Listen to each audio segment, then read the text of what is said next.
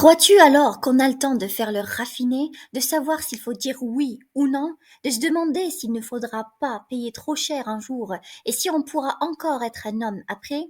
On prend le bout de bois, on redresse devant la montagne d'eau, on gueule un ordre et on tire dans le tas sur le premier qui s'avance. Dans le tas. Cela n'a pas de nom. C'est comme la vague qui vient de s'abattre sur le pont devant vous, le vent qui vous siffle. Et la chose qui tombe devant le groupe n'a pas de nom. C'était peut-être celui qui t'avait donné du feu en souriant la veille. Il n'a plus de nom, et toi non plus, tu n'as plus de nom. Cramponné à la barre, il n'y a plus que le bateau qui est un nom et la tempête. Est-ce que tu le comprends, cela? Antigone secoue la tête. Je ne veux pas comprendre, c'est bon pour vous. Moi, je suis là pour autre chose que pour comprendre. Je suis là pour vous dire non et pour mourir. Créon, c'est facile de dire non. Antigone, pas toujours. Créon, pour dire oui, il faut suer et retrousser ses manches, empoigner la vie à pleines mains et s'en mettre jusqu'au coude. C'est facile de dire non, même si on doit mourir. Il n'y a qu'à ne pas bouger et attendre. Attendre pour vivre, attendre même pour qu'on vous tue, c'est trop lâche. C'est une invention des hommes. Tu imagines un monde où les arbres aussi auraient dit non contre la sève, où les bêtes auraient dit non contre l'instinct de la chasse ou de l'amour? Les bêtes, elles, au moins, elles sont bonnes et simples et dures. Elles vont se poussant les uns après les autres, courageusement sur le même chemin. Et si elles tombent, les autres passent, et il peut s'en perdre autant que l'on veut. Il en restera toujours une de chaque espèce prête à refaire des petits et à reprendre le même chemin avec le même courage, toutes pareilles à celles qui sont passées avant. Antigone, quel rêve, hein, pour un roi. Des bêtes, ce serait si simple. Un silence, Créon la regarde.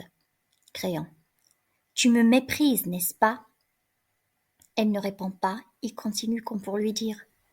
C'est drôle. Je l'ai souvent imaginé ce dialogue avec un petit jeune homme pâle qui aurait essayé de me tuer et dont je ne pourrais rien tirer après que du mépris. Mais je ne pensais pas que ce serait avec toi, et pour quelque chose d'aussi bête. Il a pris sa tête dans ses mains. On sent qu'il est à bout de force. Écoute-moi tout de même pour la dernière fois. Mon rôle n'est pas bon, mais c'est mon rôle et je vais te faire tuer. Seulement avant, je veux que toi aussi tu sois bien sûr du tien. Tu sais pourquoi? Tu vas mourir, Antigone? Tu sais au bas de quelle histoire sordide tu vas signer pour toujours ton petit nom sanglant? Antigone. Quelle histoire?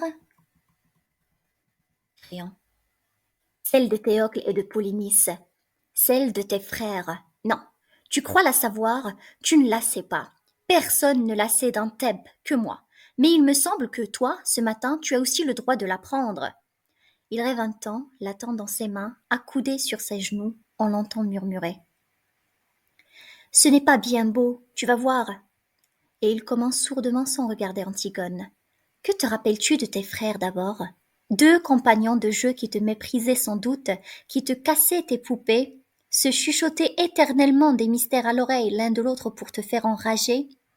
Antigone, c'étaient des grands. Créon, après, tu as dû les admirer avec leurs premières cigarettes, leurs premiers pantalons longs, et puis ils ont commencé à sortir le soir, à sentir l'homme, et ils n'ont plus regardé du tout. Antigone, j'étais une fille. Créon, tu voyais bien ta mère pleurer, ton père se mettre en colère, tu entendais claquer les portes à leur retour, et leur ricanement dans les couloirs, et ils passaient devant toi, goguenards et veules, sentant le vin. Antigone, une fois, je m'étais cachée derrière une porte, c'était le matin, nous venions de nous lever, et eux, ils rentraient. Polynice m'a vu, il était tout pâle, les yeux brillants et si beau dans son vêtement du soir. Il m'a dit, tiens, tu es là, toi? Et il m'a donné une grande fleur de papier qu'il avait rapportée de sa nuit. Créon, et tu l'as conservée, n'est-ce pas, cette fleur? Et hier, avant de t'en aller, tu as ouvert ton tiroir et tu l'as regardé longtemps pour te donner du courage. Antigone tressaille. Qui vous a dit cela? Créon, pauvre Antigone, avec ta fleur de cotillon, sais-tu qui était ton frère?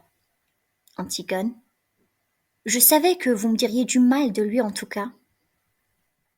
Créon, Un petit fêtard imbécile, un petit carnassier, dur et sans âme.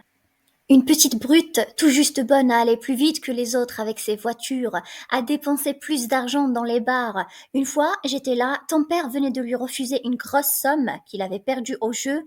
Il est devenu tout pâle, il a levé le poing en criant un mot ignoble. Antigone, ce n'est pas vrai. Créant, 100 points de brut à toute volée. Dans le visage de ton père, c'était pitoyable. Ton père était assis à sa table, la tête dans ses mains. Il saignait du nez, il pleurait, et dans un coin du bureau, Polynice ricanant qui allumait une cigarette. Antigone supplie presque maintenant. Ce n'est pas vrai. Créant. Rappelle-toi, tu avais 12 ans. Vous ne l'avez pas revu pendant longtemps, c'est vrai cela? Antigone, sourdement. Oui, c'est vrai. Créant. C'était après ces disputes. Ton père n'a pas voulu le faire juger. Il s'est engagé dans l'armée argienne. Et dès qu'il a été chez les Argiens, la chasse à l'homme a commencé contre ton père, contre ce vieil homme qui ne se décidait pas à mourir, à lâcher son royaume. Les attentats se succédaient et les tueurs que nous prenions finissaient toujours par avouer qu'ils avaient reçu de l'argent de lui. Pas seulement de lui d'ailleurs, car c'est cela que je veux que tu saches, les coulisses de ce drame où tu brûles de jouer un rôle. La cuisine. J'ai fait faire hier des funérailles grandioses à Éthéocle. Éthéocle est un héros et un saint pour Thèbes maintenant. Tout le peuple était là. Les enfants des écoles ont donné tous les sous de leur tirelire pour la couronne. Des vieillards faussement émus ont magnifié avec des trémolos dans la voix le bon frère, le fils d'Oedipe, le prince royal.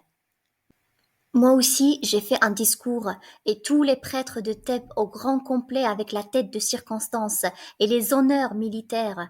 Il fallait bien, tu penses que je ne pouvais tout de même pas m'offrir le luxe d'une crapule dans les deux camps? Mais je vais te dire quelque chose à toi, quelque chose que je sais seul, quelque chose d'effroyable. Éthéocle, ce prix de vertu ne valait pas plus cher que Polynice. Le bon fils avait essayé lui aussi de faire assassiner son père. Le prince loyal avait décidé lui aussi de vendre Thèbes au plus offrant. Oui, crois-tu que c'est drôle? Cette trahison pour laquelle le corps de Polynice est en train de pourrir au soleil, j'ai la preuve maintenant qu'Éthéocle, qui dort dans son tombeau de marbre, se préparait lui aussi à la commettre. C'est un hasard si Polynice a réussi son coup avant lui. Nous avions affaire à deux larrons en foire qui se trompaient l'un l'autre en nous trempant et qui se sont égorgés comme de petits voyous qu'ils étaient, pour un règlement de compte. Seulement, il s'est trouvé que j'ai eu besoin de faire un héros de l'un d'eux, alors j'ai fait rechercher leurs cadavres au milieu des autres.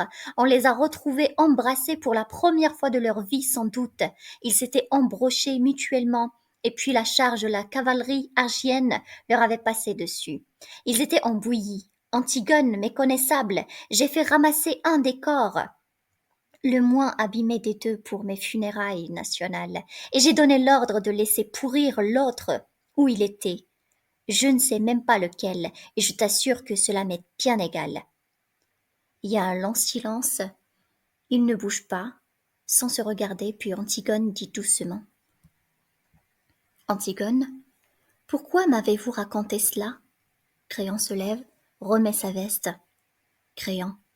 Valait-il mieux te laisser mourir dans cette pauvre histoire? Antigone.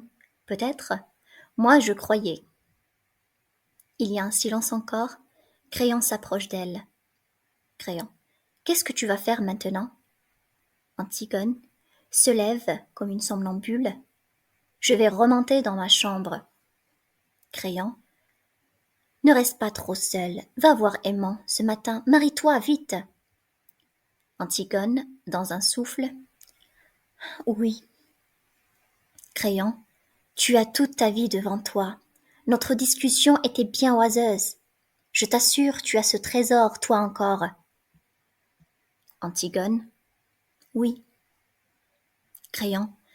Rien d'autre ne compte, et tu allais le gaspiller. Je te comprends. J'aurais fait comme toi à 20 ans. C'est pour cela que je buvais tes paroles. J'écoutais du fond du temps un petit crayon maigre et pâle comme toi, et qui ne pensait qu'à tout donner lui aussi.